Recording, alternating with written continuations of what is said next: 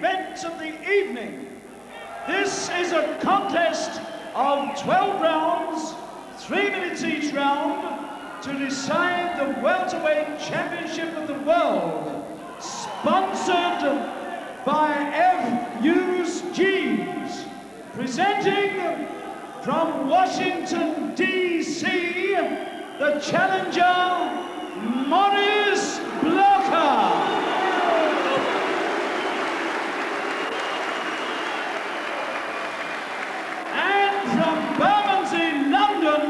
The champion, Lloyd Honeyghan. My lords, ladies and gentlemen, this match was made at 10 stone 7 pounds or 147 pounds, and at the weigh-in today at the Odeon, Leicester Square, Blocker scaled 10 stone 6 3/4 pounds or 146 3/4 pounds. Honeyghan scaled 10 stone 7 pounds or 147 pounds. Your officials appointed by the World Boxing Council are your referee, Mr. Franz Marti of Switzerland, your judges, Mr. Bob Logist of Belgium, Mr. Arsène Klopp of Luxembourg, Mr. Rolando Baravetio of Italy. The World Boxing Council representative is Monsieur Henri Piquet, President of the European Boxing Union, and your timekeeper is Mr. Tommy Rice of England. Thank you. The formalities out of the way, and now the referee's instructions. I said all, shake hands, good luck, huh? Monsieur Marti from Switzerland. 12 rounds. Honeyghan's title at stake.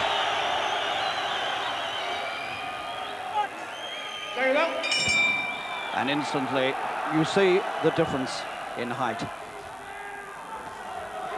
Honeyghan conceding some 6 inches in reach here.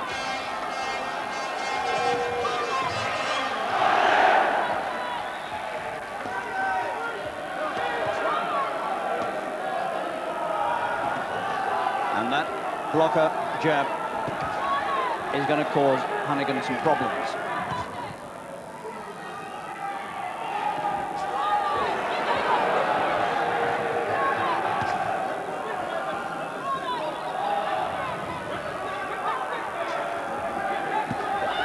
Good left hook from Honeyghan.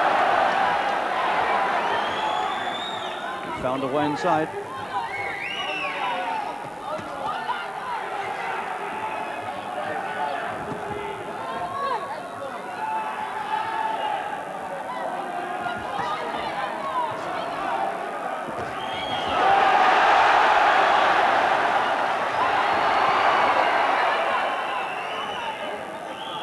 So Honeyghan has stolen the initiative from the American at the start.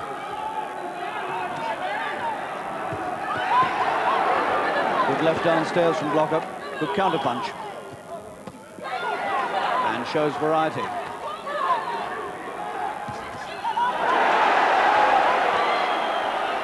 Blocker only just turned aside from that right hand.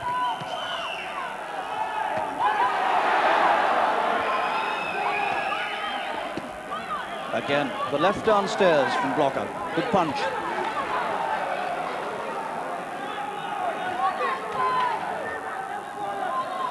This is no bumpers.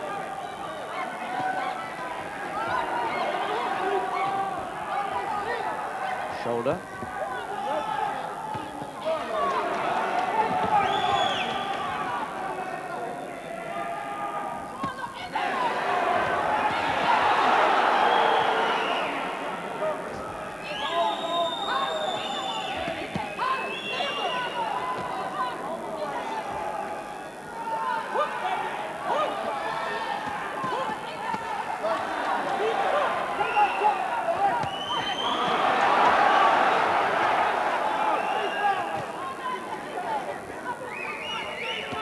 It's a superb opening round. It's skillful, it's fast, it's aggressive, and both men have had their successes.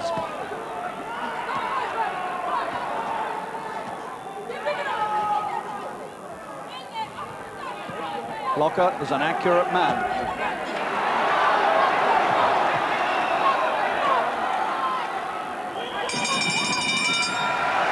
And Blocker gave a little nod to Honeyghan as they parted, as much as to say, that was a good round. We're made for each other. This could be a very exceptional fight indeed. Honeyghan, as you've heard, will be 27 come Wednesday. This is his 30th fight tonight. All wins so far, 19 of them inside the distance, and he's clocked that lot up in 6 years as a professional. And in those 29 fights, he's won British, European, Commonwealth, WBA, WBC, and IBF welterweight titles. The complete bag. He doesn't now hold the WBA. He gave that up. So Honeyghan ready to come out early on for the second round. Blocker takes his full minute. Second up. Well, 2.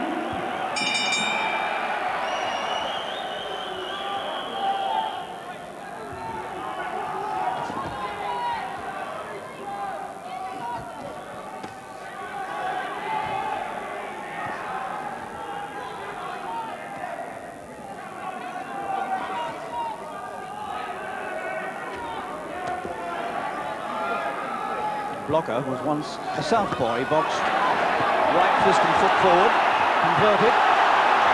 Honeyghan finds him. But to get at him, Honeyghan has to expose his head.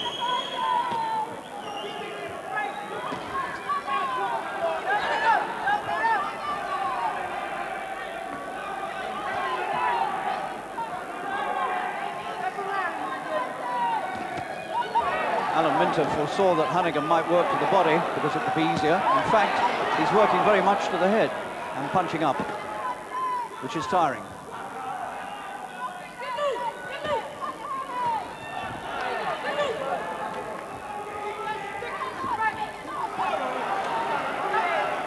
That long leading left hand of Blocker's is a major problem for Honeyghan.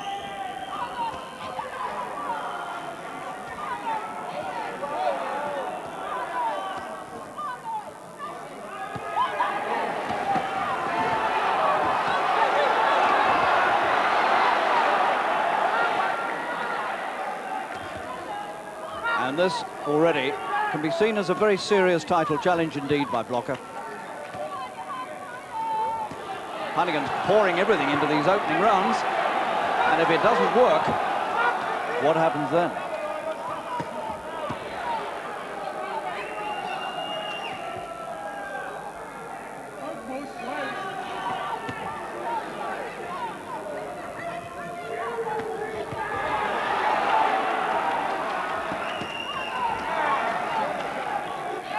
Blocker claims never to have been put down,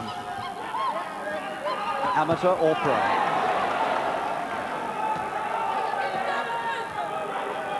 Honeyghan's doing his damnedest to get him there.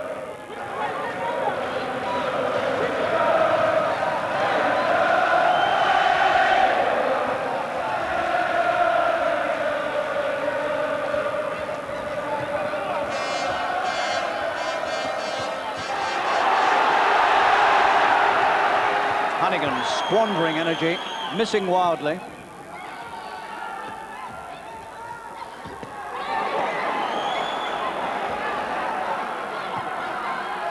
And it's quite obvious that Honeyghan can't afford to stand still a moment. Well, we've had 2 rounds, and I don't know about you, Alan Minter, but Mr. Blocker looks like a really good challenger to me. Yeah, I've given Honeyghan the first 2 there, Harry. He is a good fighter. I mean, he's got fast hands. For a tall man, he's trying some fantastic body shots.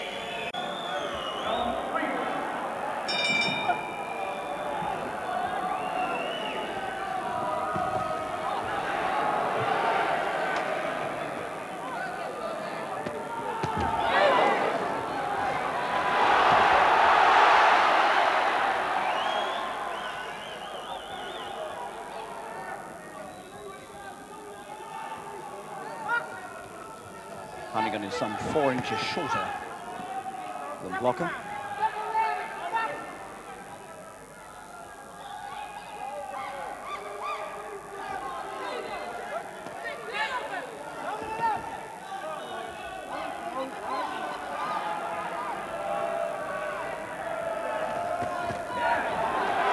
Honeyghan very nearly brought off a brilliant uppercut there.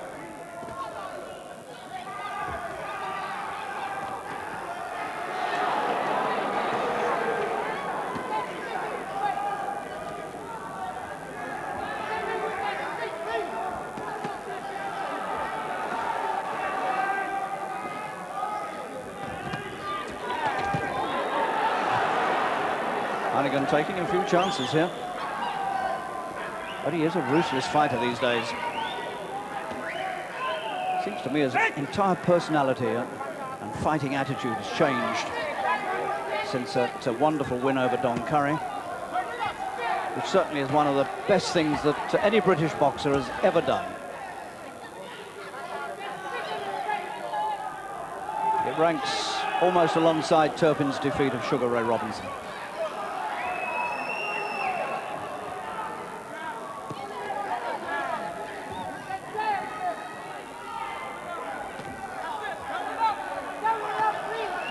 Blocker now trying to keep this at long range.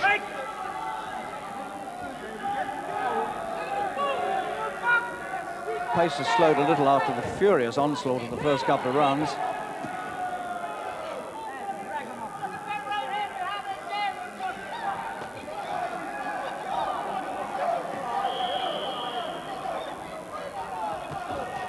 As Alan said, if Blocker decides to go backwards and jab, he's even more difficult to deal with.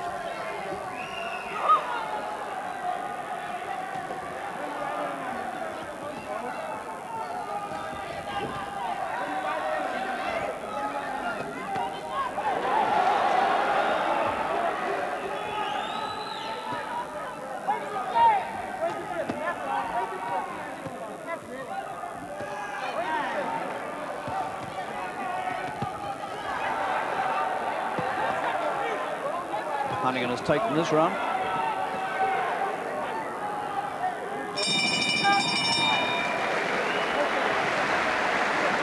Well, he had to do a lot of chasing in that round, but towards the end of the round it was noticeable he was catching up with Blocker, who perhaps is just beginning to feel the pressure that's being put on him. Now this Honeyghan is some fighter these days. One-time Printer's apprentice. Way back in his amateur days, he was the London ABA champion. It seems like a century ago now. He was with the Fisher Club in South London. He signed professional with Terry Lawless in 1980, and then later switched camps to go with Mickey Duff. Felt he wasn't quite getting enough attention, that too much of it was going to Frank Bruno.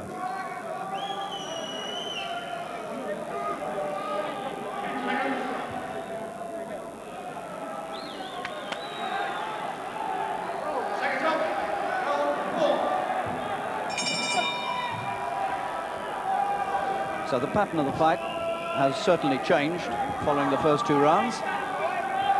All close quarter stuff then. But now Blocker is using more defensive strategy.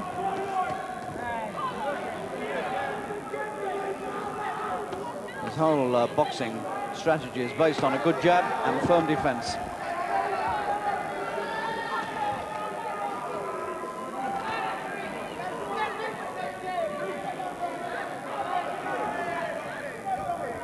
Honeyghan now sensibly beginning to pace himself for a possible 12 rounds.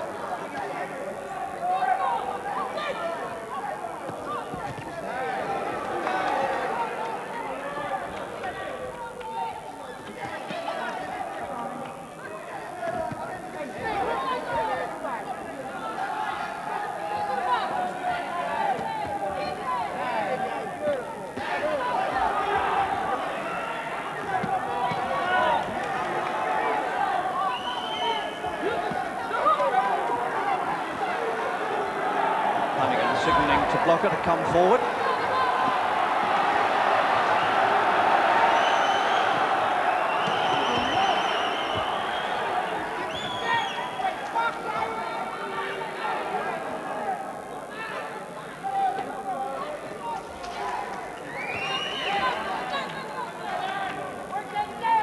test their fitness to the utmost.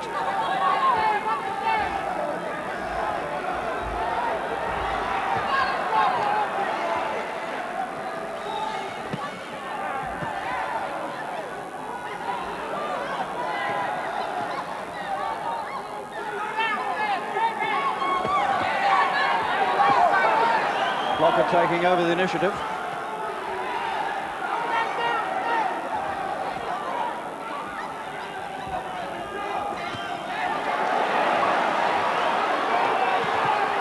Honeyghan switches momentarily to southpaw. And back again.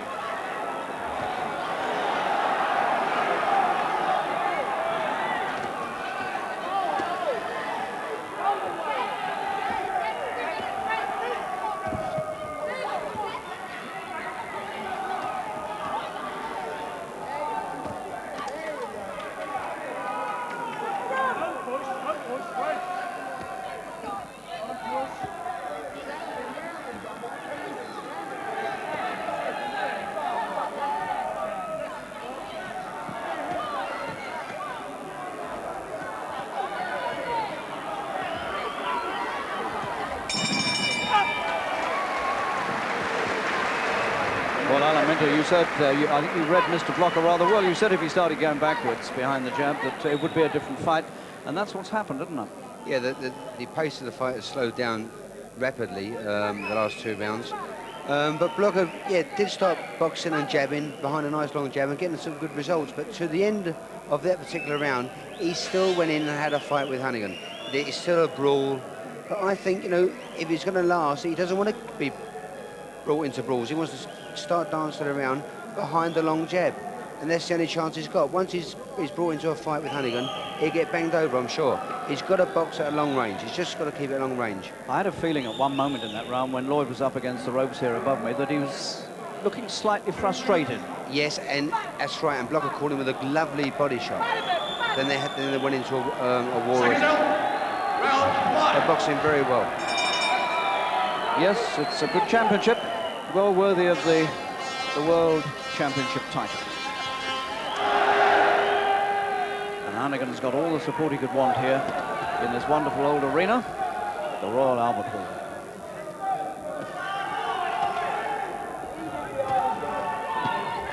That's a good right.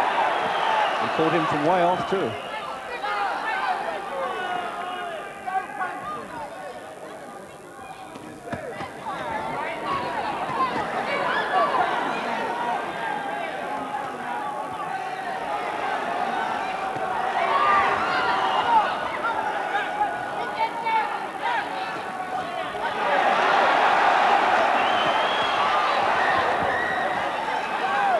Some fight.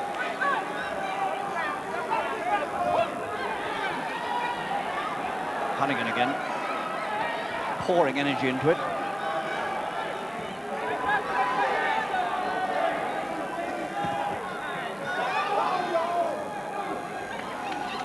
Lloyd knew it wasn't going to be an easy fight. He told me last week this was going to be a tough one. He was ready for it, he said.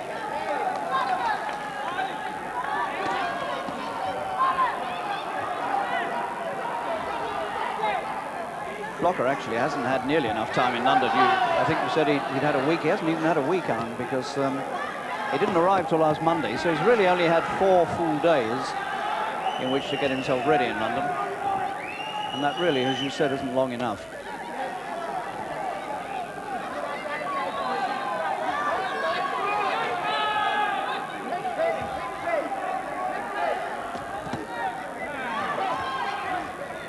Honeyghan now. Well, he's gone back again. Now he's switching all the time from orthodox to southpaw.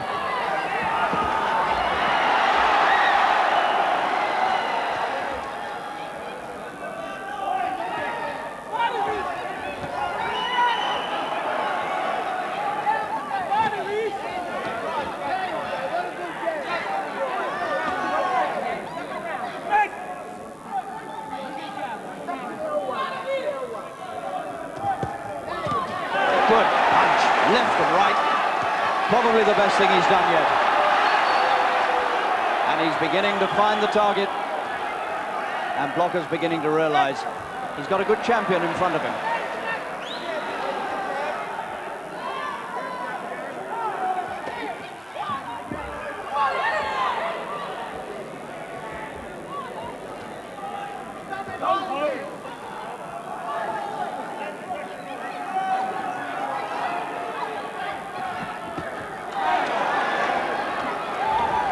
makes a stumble, almost does a backward somersault.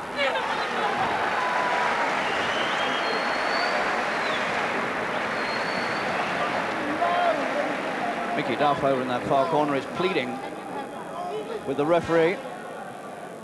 He's complaining about blockers holding, and Monsieur Marty turns away and ignores the protest. Well, that was a couple of punches put together here by Honeyghan, a left and a right, about 30 seconds before the end of the round. This was a couple of the best things he'd done. Look at that. Absolutely knocked the man sideways. But that corner, particularly manager Duff, getting very, very aggrieved about blockers' tactics.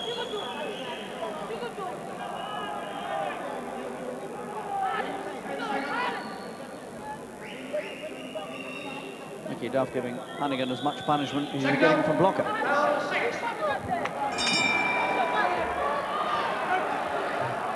So those first 5 rounds have gone by very quickly, and here we are rapidly approaching the halfway stage. I've got Honeyghan in front, and comfortably in front of that. Take the initiative from the start.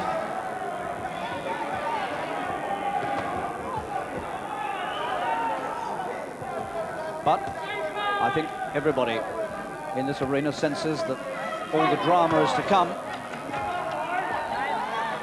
and the blocker is still a highly dangerous challenge.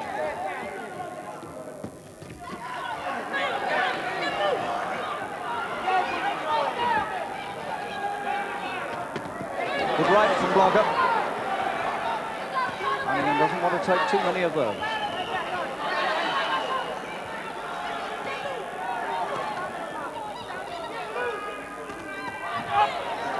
Low. Mickey Duff can't complain about that ticking off. Well, as we've seen in so many of Honeyghan's fights, he has seemingly limitless stamina. I think he's going to possibly need it all here.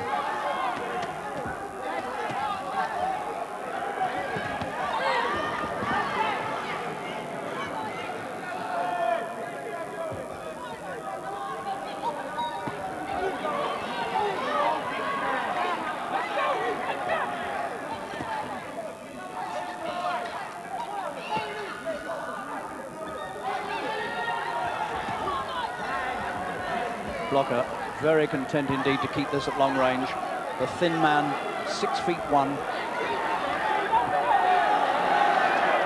trying to make it a tactical battle, not being drawn in now to too many punching exchanges, relying on the reach and the jab. And Honeyghan again looks just a touch frustrated.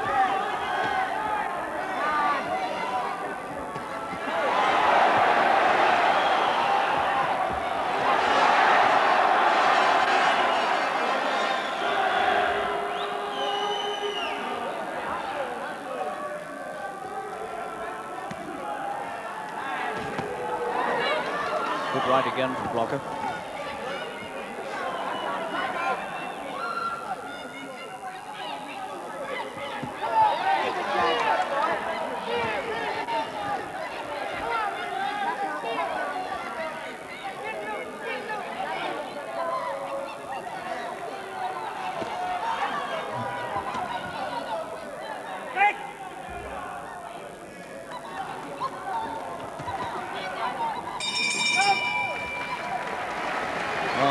More even round. A couple of innovations in British boxing here tonight. If you look into Blocker's corner there, you'll see it in the background. A man in civvies, keeping a close watch on things. That's a Board of Control inspector, former fighter called Ron Pudney. And he's appointed by the board here tonight to watch over the corner, see that nothing illegal takes place, no wrong medicants, no inhalants that aren't allowed. And this is an idea that's been taken from the Americans. And you'll notice we have a 10-second warning buzzer tonight, and that's been installed because of the rumpus after the Bumpers affair, when Honeyghan attacked at the bell at the start of the second round, and Bumpers' manager complained they didn't know the bell was coming up.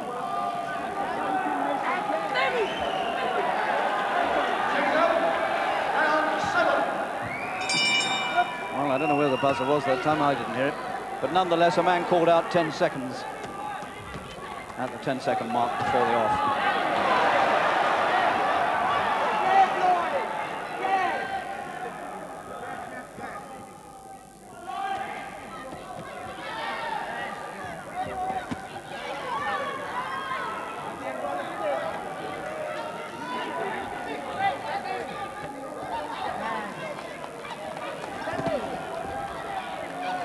Constant switching from southpaw to orthodox and back again is a sign, I think, of Lloyd's frustration here. He doesn't quite know how to really get a telling punch home. He's hit him with his best shots. And the man who says he's never been down, he's still on his feet.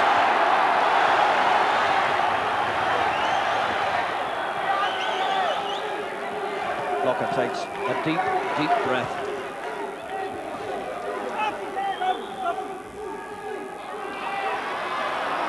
That spoke for itself.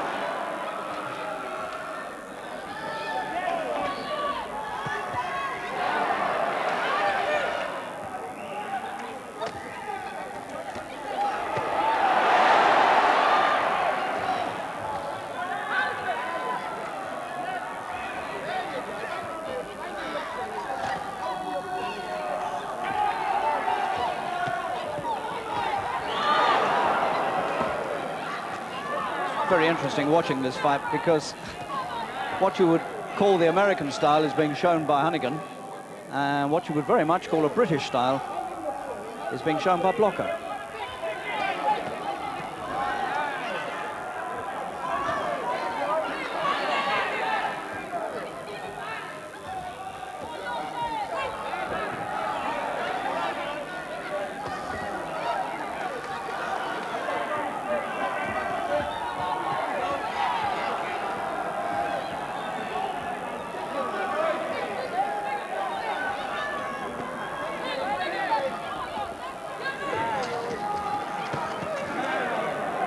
Honeyghan just keeping the upper hand, just.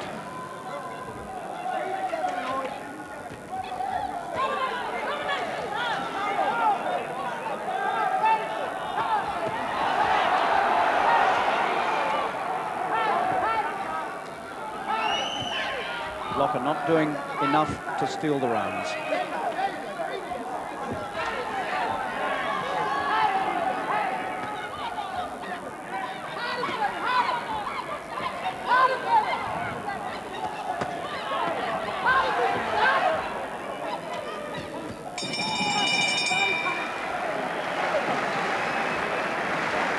Well, he has done some work. He really has done some work. Now then, Alan, you said 8 rounds, and the 8th is coming up. You sticking to that? Yes, I will stick to that, Harry. He looks very tired now, Blocker. The punches he's throwing, the jabs, the crosses, there's no power there. And Honeyghan's got the power up to now. So it looks to me that my bet's okay. He really must be a durable man, Blocker, because Lloyd's hit him with his best shots, and he hasn't really even quivered, has he? No, he's not quivered through punches or anything like that, Harry. I just think he's tired. As you said earlier, he's only been out in this country for 4 days, and it's no time to prepare for a world title fight. And it's showing now. The first few rounds, early rounds, he was looking great, but now he's tiring rapidly. 10 seconds.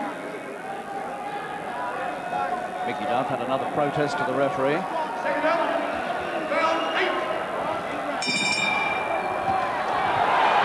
That was a touch of the bumpers there from Honeyghan, straight at him.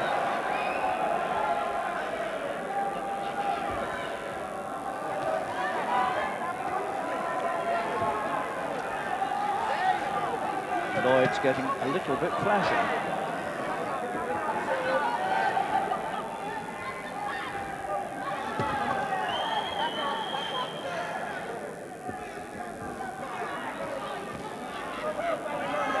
Blocker, born and raised in Washington, D.C. Graduated from high school in 1981.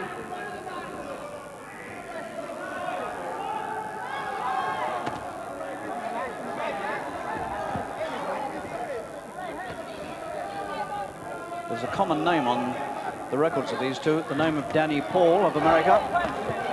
Back in '83, in his second year as a pro. Blocker outpointed Paul, and Paul is in fact the last man to take Honeyghan the distance.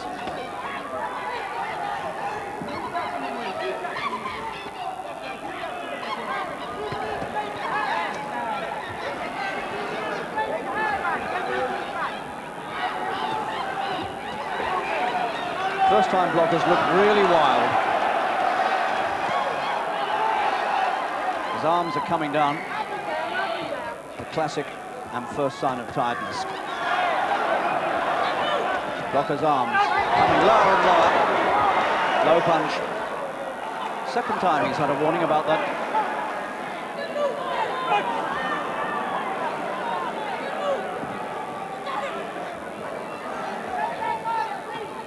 Might be a sign he can't lift the arms up too much.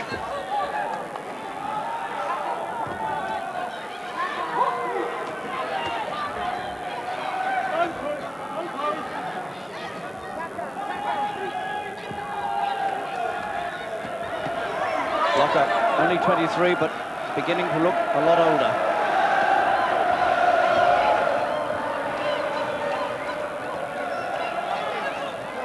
And Honeyghan, facing passive, keeps coming forward, ripping the punches in. And Blocker can do nothing about it.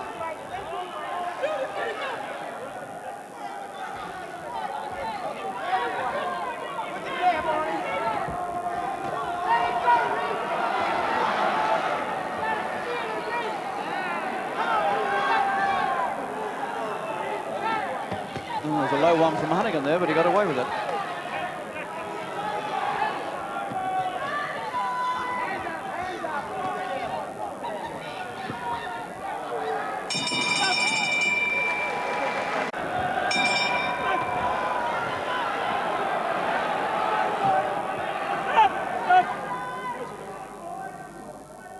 Too much moisture on Blocker's face.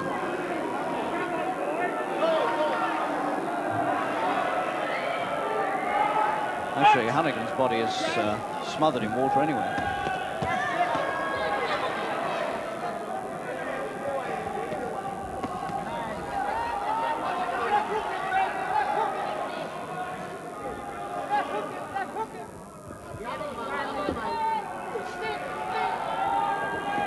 Tired as he is, I still just have a feeling that the man might be dangerous.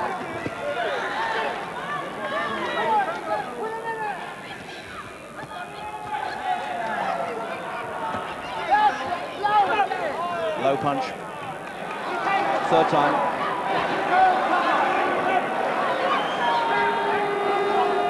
Mr. Marty signals to the Honeyghan corner to keep quiet. He knows the punches. Another one. Another one.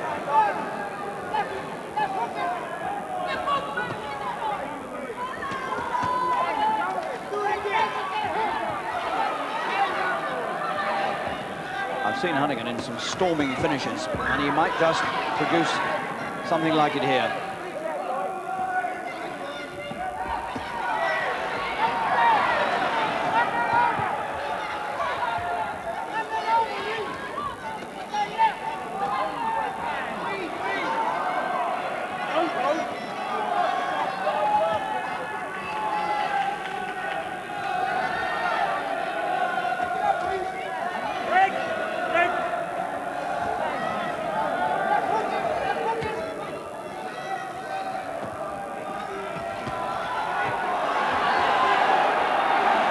Still pursues. Gets caught, but ignores it, comes in head down. And it may be that the pair of them are pretty tired now.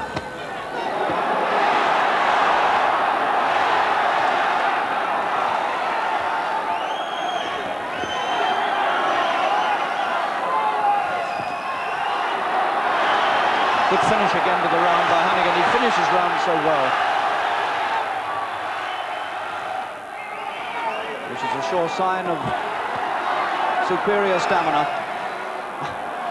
Inside of the glove from Honeyghan.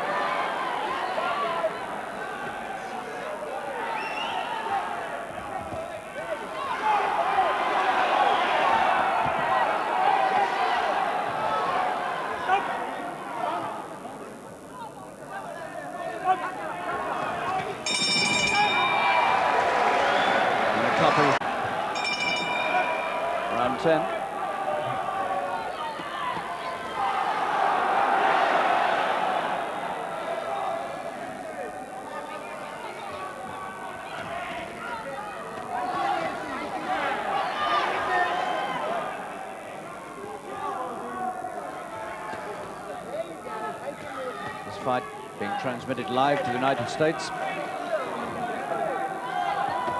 So again, Honeyghan's fame being spread across that continent.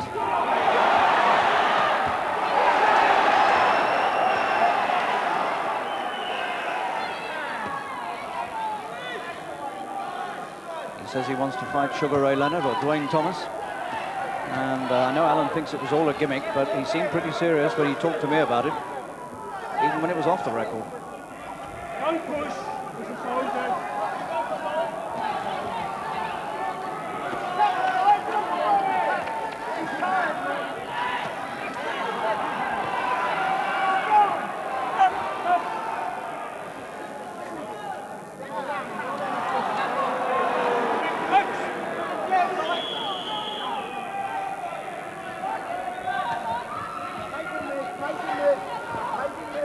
I wonder if Honeyghan now realizes he can't put the man away. He's going to settle for a points win, which surely must come his way if it goes the distance, because he's done all the attacking. He's stolen most of the rounds from Blocker, who simply hasn't put together enough good work.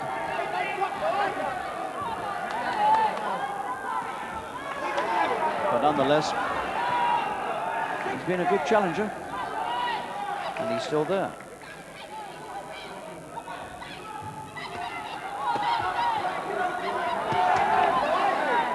And Honeyghan's still very alert indeed.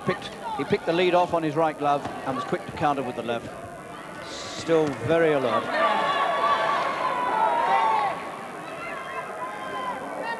Little bump coming up at the side of Honeyghan's eye, right eye.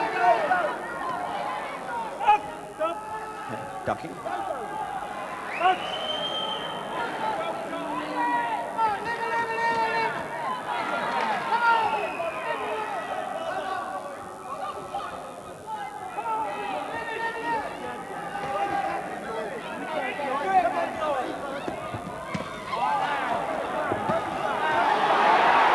Good body punches from Honeyghan. And yet, you see, this durable, thin man still comes fighting back.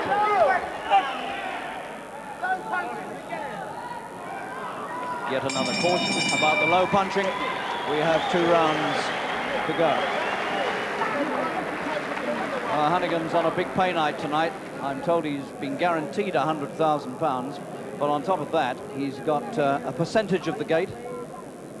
And that's the thing they call an end swell, which is a piece of flat iron applied to a bump.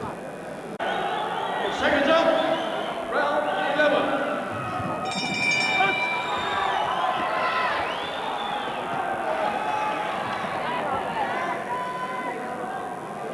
Now will Honeyghan put in a big finish? How much has Blocker got left? Enough to land that good looping left.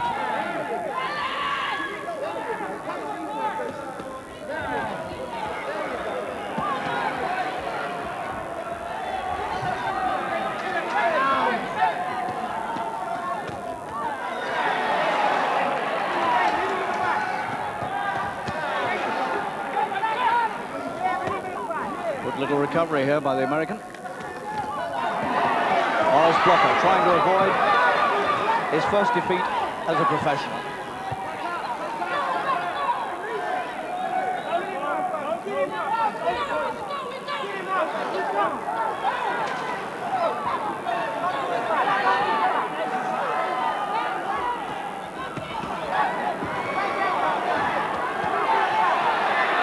And Honeyghan's strength apparent there as he pushed the man away from him with bodily strength.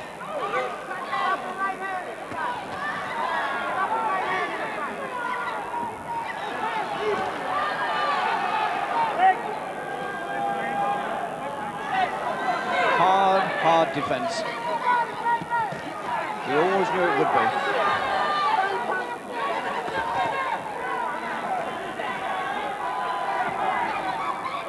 And there's some life left in Blocker yet.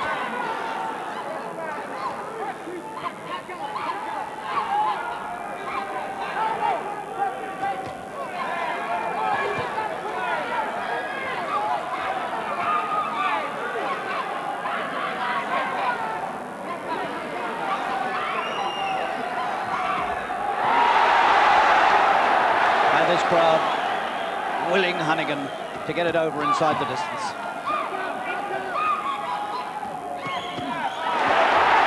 And he might yet.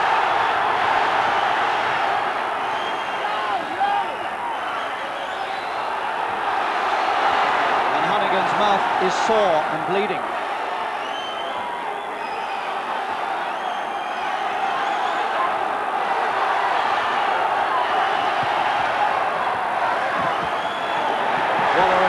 Challenger this is.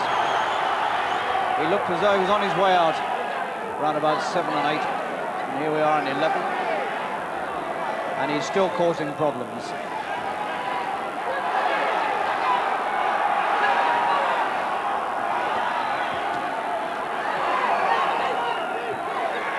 Honeyghan's mouth looks very sore to me. And so, seconds out, 12. The final 3 minutes of this World Welterweight Championship defence by Lloyd Honeyghan of Britain against the thin man Maurice from Washington, DC. Fascinating fight. And whatever points Honeyghan has amassed here, he's had to work for. And very hard indeed.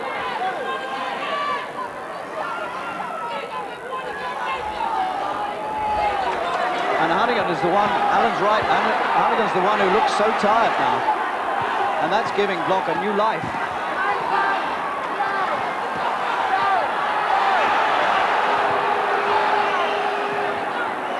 And yet again, a warning. A warning for a low punch, again, against Blocker.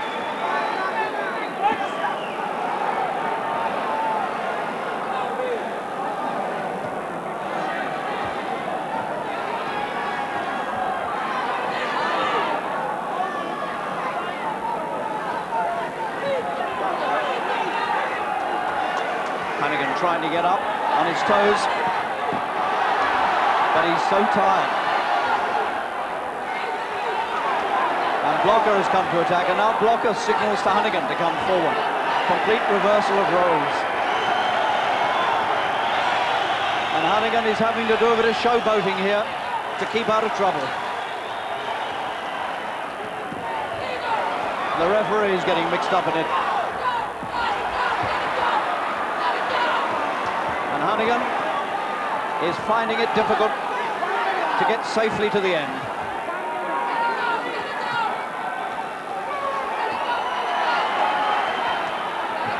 And Blocker is finding the punches from somewhere.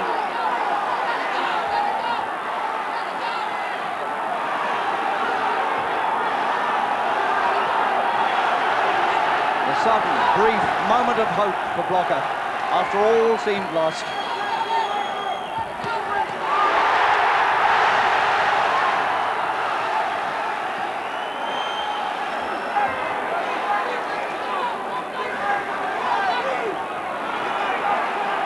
We have 30 seconds on the clock.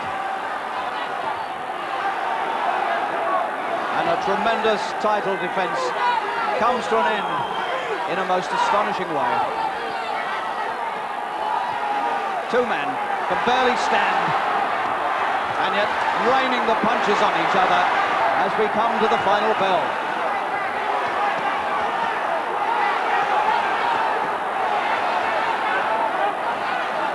This whole place seething with excitement as the final bell comes and Blocker drapes himself over the ropes. He can hardly stand. And Honeyghan has put it all in as well. He always said it was going to be a tough defence, and my word, it was. And now we have to wait to see how the judges scored it as Honeyghan is hoisted about the ring.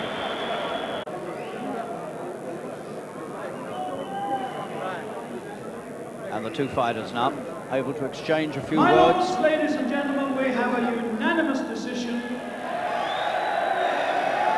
The winner, and still welterweight champion of the world. Well, there really wasn't any doubt about it, but it's always a relief to hear it. And Honeyghan is cheered around the ring. He's been champion now for 203 days, and I suspect there are a lot more left yet. Lloyd Honeyghan makes 30 wins in a row.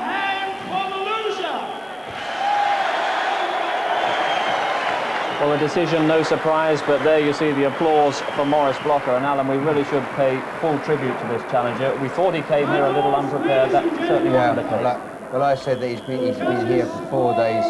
It's not long enough, but he must have done everything right in America, and he's come over here 100% and wanted that title. Fantastic performance. Very right. There is the champion, still the welterweight champion of the world. He's with Harry now. Up with some defence. You said to me it was going to be tough, and you were right. Yeah, well, you know, Harry, I know a good fighter when I see one, you know, and I'm just thankful that I managed to get on with the training that I had done in France. I'm back here, and I'm really pleased that I won the fight. And you know, things didn't go as I wanted it to go, but that's boxing, Harry. You can't knock them out all the time. I went the distance and I had a good, hard fight here. Maurice Blocker is a very good fighter. I said in the beginning that it was going to be a tough fight, and I had the feeling that it was going to go the distance from the beginning. That's why I was really wanting to get some hard training in. But you can't knock them out all the time, and I'm just glad I won the fight. The first 2 rounds were tremendous, weren't they? Because they went off, both of you went off at such a pace, and then it changed because he began to keep away from you, keep it at long range. Well, I hurt him a bit, and he just had to start and try and outbox me. I have to really work hard for the decision, and I'm just glad I win, and I'm just going to have a little break and see how things go from there. Souvenirs there, you got a little bump, and your mouth looks very sore. Yeah, well, it's not really sore, it's just I got a little bump there. But the bump make up for winning, Harry. Like I said, I'm willing to do anything to win, and if getting lumps and bumps mean I'm going to win, that's what I'm going to do. You're going to have a bit of a rest now because you've had 2 defences very quickly.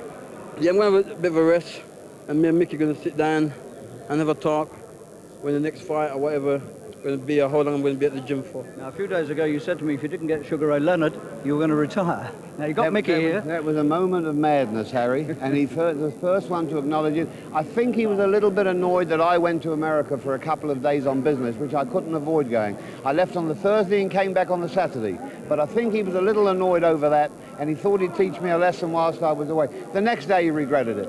Whatever you read in the Daily Express, whatever you read in all the other papers, it's all bunkum. We have a very good relationship. I didn't read it. Right? I didn't read it. He told me it. We have a good relationship. Yes. It's just sometimes, you know, like our partnership, you have a bit of argument, but that's how I work out. You know, he's got split personality. So, who's it likely to be next? I don't know. Somebody in the top 10, obviously. Marlon Starling's here, badly wants to fight. It's a case of... I think he beat the best welterweight in the top 10 today.